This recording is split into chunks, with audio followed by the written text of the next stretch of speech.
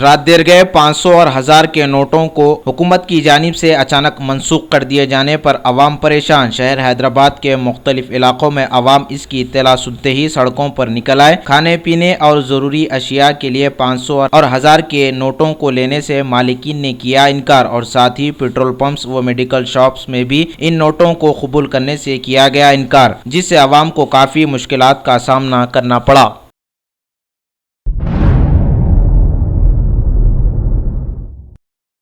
मौलाना अब्दुल कलाम आज़ाद की यौम पैदाइश की तकरीब सरकारी तौर पर मनाई जाने वाली है। शहर हैदराबाद के निज़ाम कॉलेज ग्राउंड में इंतजामात का लिया गया जायजा। तेलंगाना के नायब वज़ीर आला Mohammad Mahmood Ali, greater Hyderabad municipal corporation के डिप्टी मेयर बाबा फसीउद्दीन और दीगर ऑफिसर्स ने इंतजामात का जायजा लिया।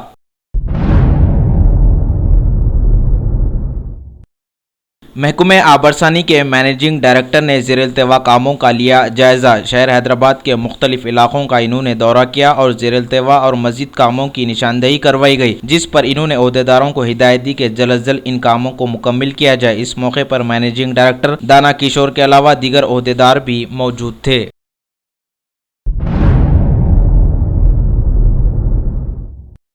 एसआर नगर पुलिस ने एक आदि सारिक को गिरफ्तार कर लिया। एसआर नगर पुलिस ने शिकायत के तहत कार्रवाई करते हुए 36 साला विजय कुंबले को गिरफ्तार करते हुए मीडिया के रूबरू पेश किया और इसे अदालती तहवील में दे दिया। ये कर्नाटक के बिदर का रहने वाला बताया गया। ये कई सालों से पुलिस की गिरफ्त से फरार था। ये मुलजिम कई वारदातों में मुलव्विस बताया गया। ये दिन के औकात में खुफलेस मकानात की निशानदेही करता और रात देर गए अपने मंसूबे के तहत सरखे की वारदातों को अंजाम दिया करता था। इसके कब्जे से 20 तोले सोने के जेवरात को पुलिस ने बरामद कर लिया। इसकी जुमला कीमत 6 लाख रुपये बताई गई। इसके खिलाफ कई वारंट्स ज़ेर-ए-इल्तिवा है। इम्कान है कि इस पर पीडी एक्ट लगाया जाएगा। मीडिया से बातचीत करते हुए वेस्ट जोन के deputy commissioner of police Venkateshwar Rao ने बताया, उनके हमरा assistant commissioner of police Panjagutta के अलावा एसआर नगर पुलिस के इंस्पेक्टर्स भी मौजूद थे।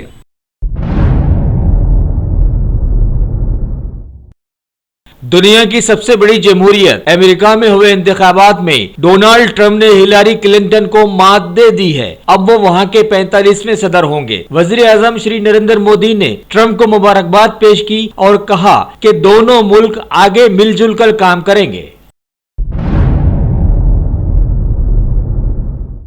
मरकजी वजीर खजाना श्री अरुण जेटली ने डीडी के एक इंटरव्यू में बताया कि बिना पैसे के कारोबार करने वालों को नहीं होगी कोई दिक्कत, जबकि निशाना काले धन वालों पर है। वजीर आजम ने एक ही झटके में काले धन पर कारी ज़रब लगाई है।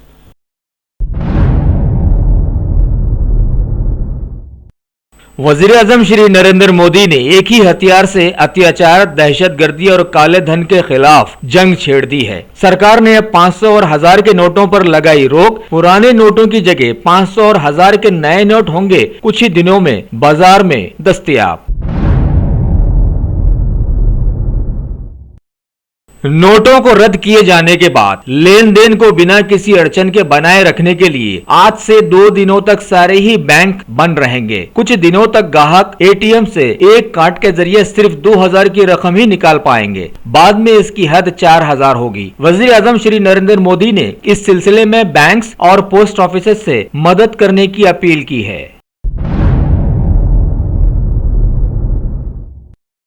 सरकार ने 500 और 1000 के नोटों को रद्द किए जाने की वजह से कहा है कि लोगों को परेशानी की कोई बात नहीं है। अपने 500 और 1000 के पुराने नोट 30 दिसंबर तक आवाम बैंक्स और पोस्ट ऑफिस में जमा करवा सकते हैं। ये रकम चाहे कितनी भी हो सकती हो। पुराने नोटों को 11 नवंबर तक सरकारी दवाखानों, पेट्रोल पंप्स, सरकारी दूध की दुकानों, रेलवेज, बसेस और हवाई सर्विसेज के मामलात में इस्तेमाल में लाए जा सकते हैं।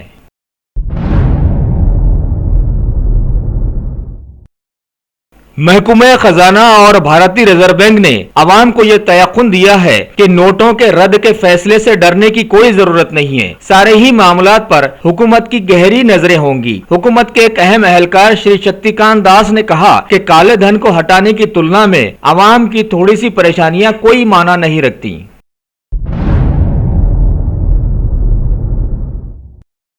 नोटों के कैंसिलेशन के मसले को लेकर सारा मुल्क वजीर आजम श्री नरेंद्र मोदी की वाह में अब जुटा हुआ है। सदर जमहूरिया ने इस फैसले से कहा है कि काले धन और गैर कानूनी कारोबार पर लगेगी लगाम। एक जांच दल के एहलकार जस्टिस शाह ने कहा है, इस फैसले से काले धन के खिलाफ जंग लड़ने में मिलेगी मदद।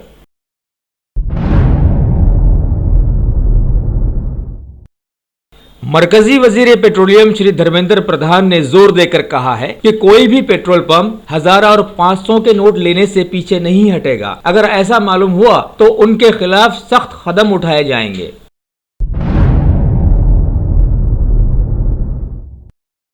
कम्युनिस्ट पार्टी ऑफ चाइना के मरकजी सियासी उमूर के सदर मेक जियानज्यू ने आज वजीर आजम श्री नरेंद्र मोदी से मुलाकात की। इस दौरान दोनों लीडरों के बीच मुख्तलिफ मसाइल पर गहरी बातचीत भी अमल में आई।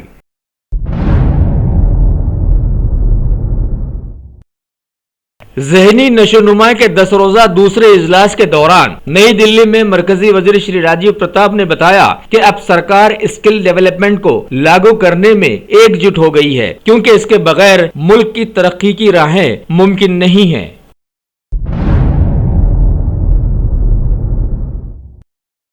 आगामी 14 नवंबर से दिल्ली के प्रगति मैदान में 36वां भारतीय बैनुल-अक़वामी व्यापार मेला शुरू होने जा रहा है, जिसका इफ्तिताह सदर जमहूरिया हिंद श्री प्रणब मुखर्जी करेंगे। इस मेले में 280 के लगभग बैनुल-अक़वामी कंपनियां हिस्सा लेने वाली हैं।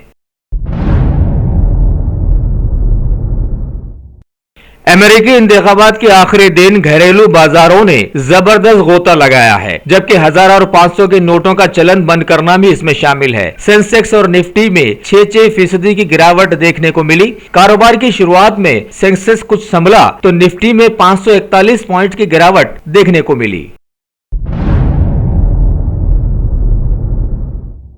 उत्तर प्रदेश के बालिया जिले में बीजेपी की परिवर्तन यात्रा की आज शुरुआत हुई। सदर बीजेपी श्री अमित शाह ने हरी झंडी दिखाई। बीजेपी ने इस इंतखाबात में उत्तर प्रदेश को कुछ नए नारे दिए।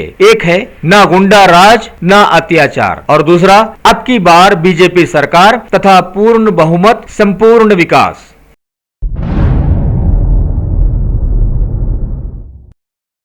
मुल्क कांगो के गुमा शहर में एक बम के फटने से एक बच्चे की मौत और 32 भारतीय खैर सगाली अफवाज के सिपाही जख्मी हो गए। वो वहां पर परेड पर थे। उस बम के फटने की वजूहात की कोई जानकारी अभी तक नहीं आई है।